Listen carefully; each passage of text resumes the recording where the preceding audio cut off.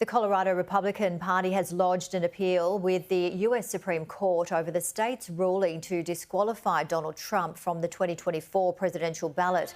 Last week, the Colorado Supreme Court invoked the insurrection ban clause within the 14th Amendment to disqualify Mr. Trump over his role in the January 6 riots. Mr. Trump is also expected to file his own appeal against the decision before January 4, when the state expires on the Colorado decision, and other state courts have rejected similar pushes to keep him off the primary ballot, but have not ruled whether he can still appear on presidential ballots if he wins the Republic nomination. Well, joining me live is Sky News US analyst Michael Ware. Michael, thank you so much for joining us.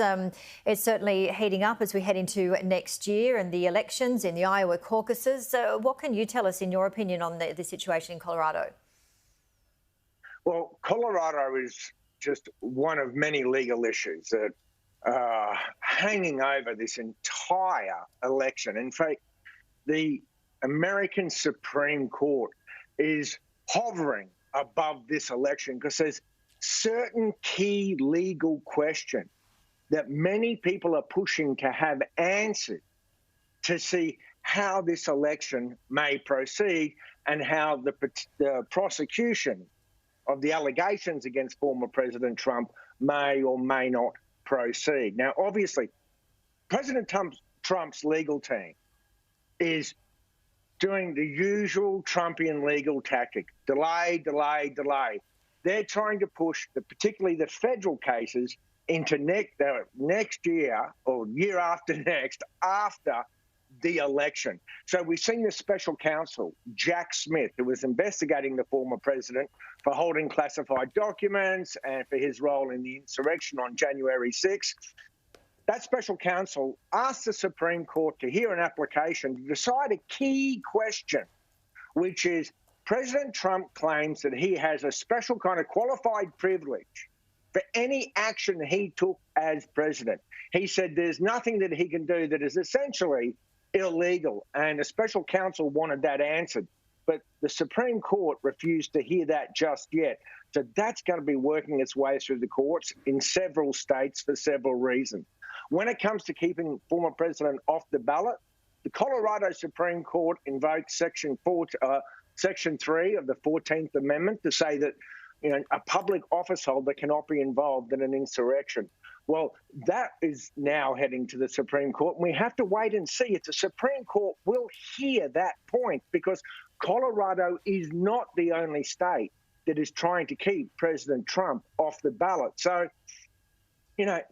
not since Bush v. Gore back in 2000 have we seen the country's ultimate court so heavily involved and with such responsibility for this upcoming presidential election. It's looking fascinating, isn't it? What do you think about a rematch between Biden and Trump? Do you think that is looking likely? Look, I think, the bookmakers would have it as the most likely scenario, but to be perfectly honest, most Americans don't want to see that run. Most people in either party, well, many people in either party don't want to see that rerun. There's even Democrats who would like to see Mr. Biden bow out. The problem is they really don't have a viable candidate waiting in the wings. And there's a core within the Republican Party that's outside the MAGA base, the old school small c conservatives, who would desperately like not to see President Trump run. But as it stands right now, with Mr. Trump, former President Trump leading so far in the polls in the primaries, it seems almost certain that it's going to be Biden v. Trump. But I'll just note that there is a momentum candidate in the Republican primaries, and that's Nikki Haley. Now, she's got a steep hill, a mountain to climb, an Everest, but she's the one with all the juice behind her right now.